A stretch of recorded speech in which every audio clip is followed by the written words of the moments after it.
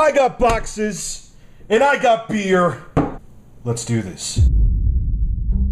What's going on, ladies and gentlemen? This is Rich of ReviewTechUSA, and I thought I'd spice it up tonight by doing a quick beer review and showing you some new games I purchased recently. My beer of choice tonight, which I haven't had since like 2003, is Blue Moon.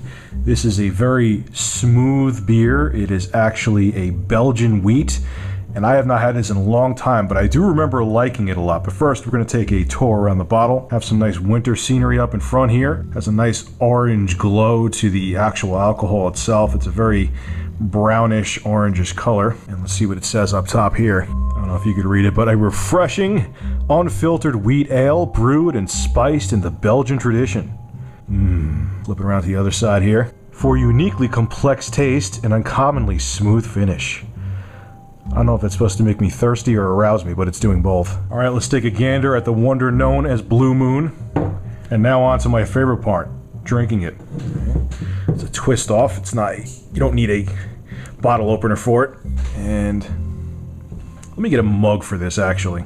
Alright, the mug isn't cold, but the beer was in the freezer, so it should be fine. I'll pour it for you so you can see what it looks like. Hey, it looks like urine. Pour it slow so I don't get too much of a head. That's what she said. And there you go. That is what Blue Moon looks like if you got it on tap. Now let's drink it and see what it tastes like. See if it tastes as good as I remember it. Oh, wow. Wow. It has like a citrusy, almost tastes like there's oranges in it. Which makes sense. It's why they tell you to put an orange slice in there. Really good. No funky aftertaste.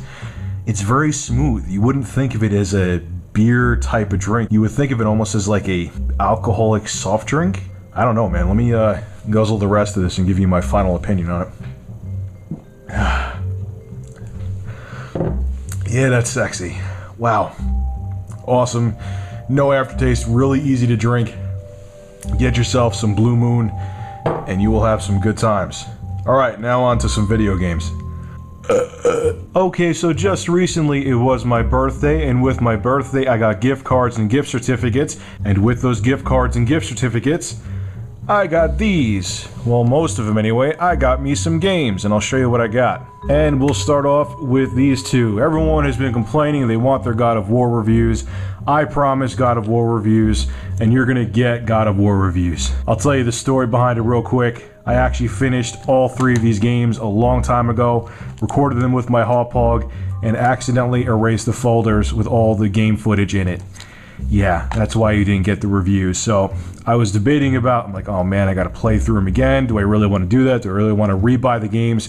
Because I sold my original copies on Craigslist, and when I saw that they were selling God of War 3 brand new at GameStop, not used, again brand new, for $14.99, I took that as a hint to go out and get these again so I could review them. So I have all three God of Wars. You are going to get reviews for them. Don't know when, but it's going to happen fairly soon. So there you go. Hope everyone's happy. I'm happy. I'm looking forward to playing all three of these again.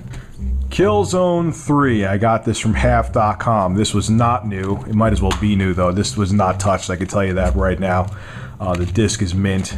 I had this when it first came out. I did buy this new, and I don't know if I just had a sour taste in my mouth from, you know, just seeing reviews and playing it a little bit, but I wasn't too into it.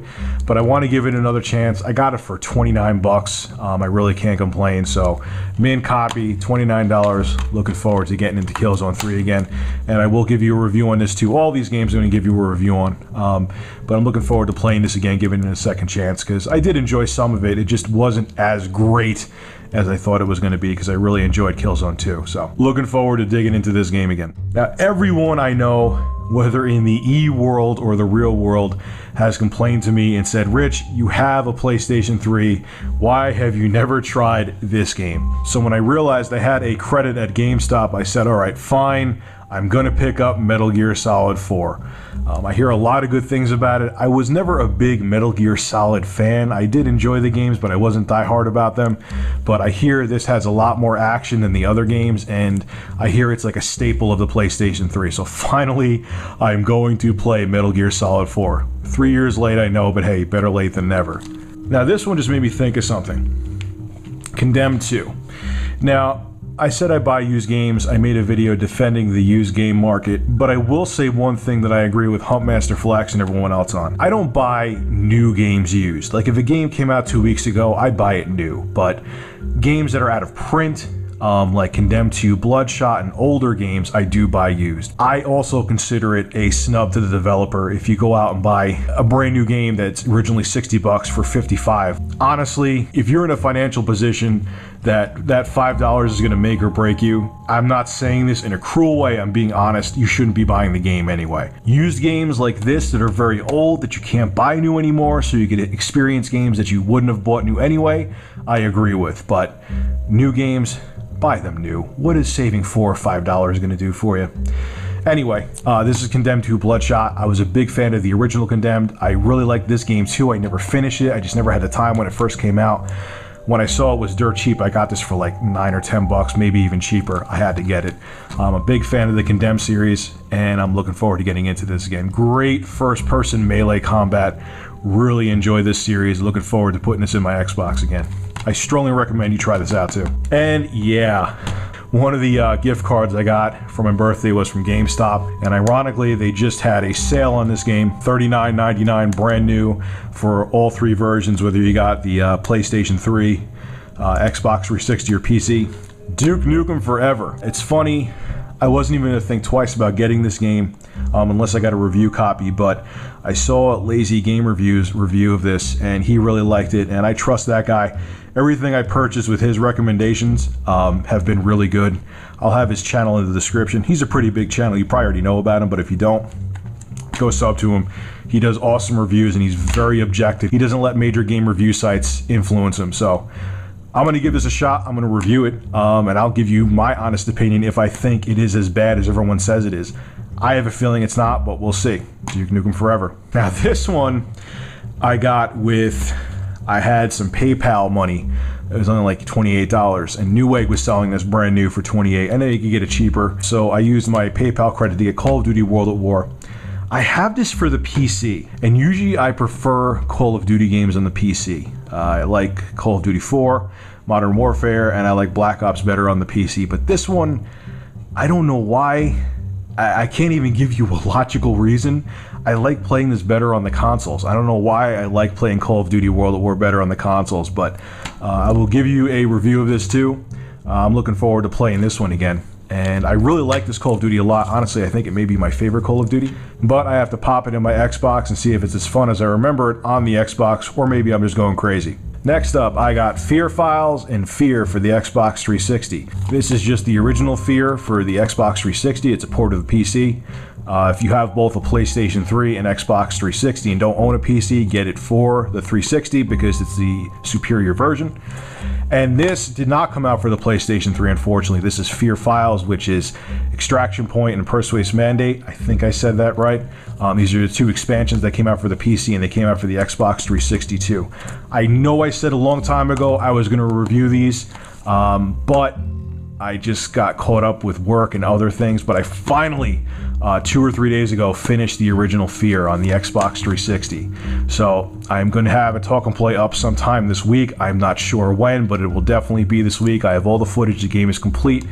Now I need to play through these. So it was fun as hell playing through Fear again. Awesome game, and I will explain to you why in my video review. Fear 2 Project Origin. I got this free, and I'll explain why in a second. Not as good as the original Fear. It's a good game, but has very boring multiplayer. It's dead now. I mean, don't buy Fear 2 for the Xbox 360 for multiplayer. And just very cheesy acting in this one. I mean, they had some corny lines in the original Fear, but I don't know. The whole thing with David Beckett, and it's kind of like a side story to Fear 1. It's good. It's definitely still Fear. It's definitely a worthwhile first-person shooter. And if you're a big fan of Fear, I recommend playing this, but they could have did a lot better with the sequel to Fear. I like this. I reviewed it a long time ago, but doesn't live up to the legacy of Fear. Still, hey, it was free. I can't complain. And the reason I got that free was because I got Fear 3. I pre-ordered it, and when you pre-order it, you get Fear 2, brand spanking new. Fear 3, played through it, enjoyed it a lot. Like that you could play again as Paxton Fettel, and you could do the whole psychic, you know, possessing people's bodies thing. Really good game, somewhat consoleized, but it's still excellent. It's a totally different studio that did this. They did a really good job.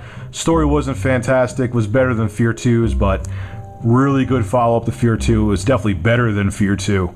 And if you're a fan of the series, even though it was a different studio that developed this, I definitely recommend getting it. I will have a review of this one too. I already have this one completed. I have the footage recorded, so all I got to do is, well, review it. So get Fear 3, good game. If you like the other ones, you're definitely going to like this one. Alright guys, you saw the boxes, the beer is finished, and now it's time to go upstairs and play some kick-ass games. This is Rich of ReviewTechUSA, signing out.